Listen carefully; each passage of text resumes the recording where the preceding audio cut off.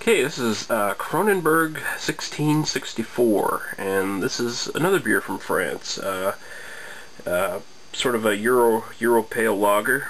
The version they get over in France is apparently 5.9%. This is an imported version, and it's only 5%. So I don't know what's up with that.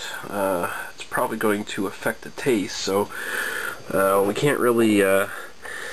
I guess we can't say this is the definitive version of that beer, so this is no way the definitive review of this beer. It's just a review of the imported version. So, as it says, from France, 5.9%. We'll get right to it.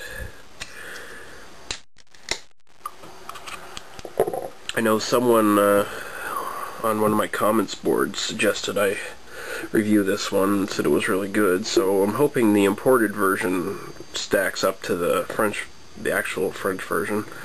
We'll see how it goes. Try to put my prejudice against lagers aside here. I don't really have a prejudice, I just have a preference for other types of beer, but a good lager is a good lager, and I'll call it that. Okay, so I got this nice tall glass here. Okay, little head there, nothing special. I've seen reviews where they said, this must be for the domestic version, that the head was really thick and creamy, so, yeah. Anyway, it looks like a lager. It's, as you can see, it's very, very clear. It's sort of got a golden yellow type color to it, sort of a straw color. Typical of a lager, most lagers anyway, Pilsners. So we'll take a smell now.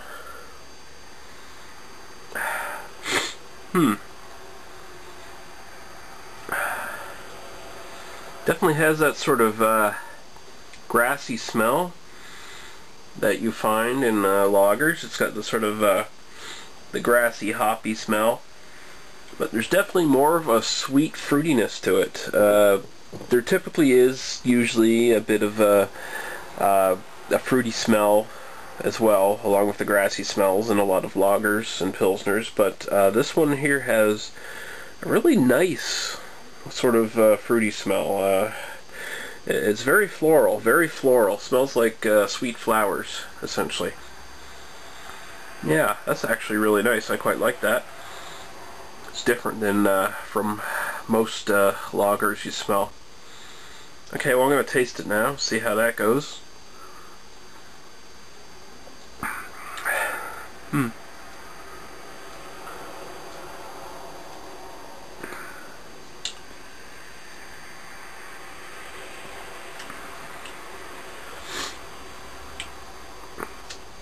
That's not too bad. That's not too bad at all, actually.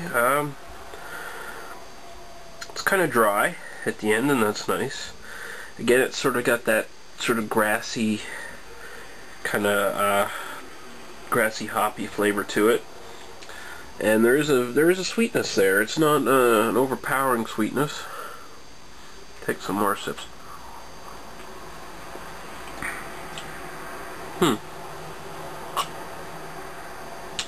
This is going to sound really strange, but this almost reminds me of a Weizen or a Weiss.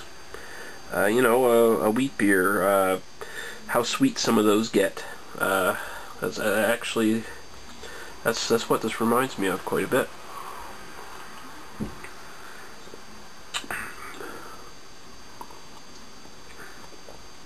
I wonder what they if they list what they use for ingredients in these things. That's actually quite nice.